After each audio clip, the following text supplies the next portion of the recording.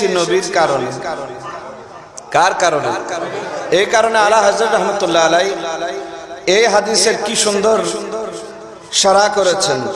জমিন ও জমা तुम्हारे लिए, मकीन ও मका तुम्हारे लिए, जमीन ও जमा मकीन ও मका चुनीन ও चुना तुम्हारे लिए, बने दो जहां तुम्हारे लिए, जमीन ও जमा मकीन ও मका चुनीन ও चुना, बने दो जहां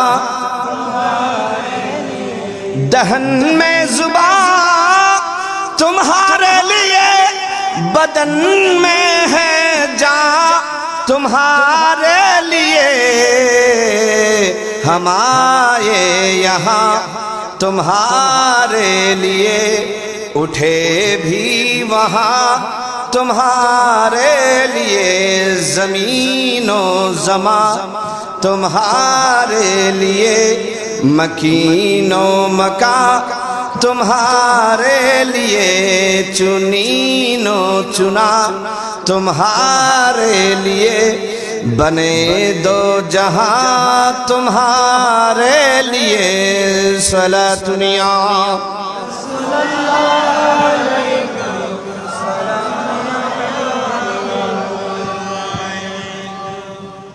ধন্য পেয়েছি, ধন্য হয়েছি, এমন মালিক ও মুনিব পেয়েছি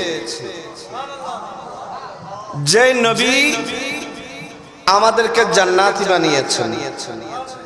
কি বানিয়েছেন?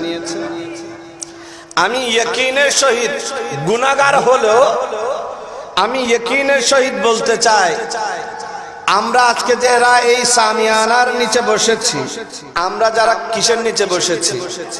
এই সামিয়ানার নিচে বসেছি, এটা জান্নাতীদের মাহফিল। আপনারাও জান্নাতি, আপনাদের ওসিলায় আমি গুনাহগারও জান্নাতি। এই ইয়াকিনটুকু আছে কি নাই? কারণ এই সাহস দিয়েছেন মালিক। কে দিয়েছেন? সেদিকে যাব। একটা জিনিস মনে রাখবেন, আমি নওজওয়ানদের ভালো মতো দৃষ্টি আকর্ষণ করছি, যারা তরিকতের মধ্যে দাখিল হয়েছেন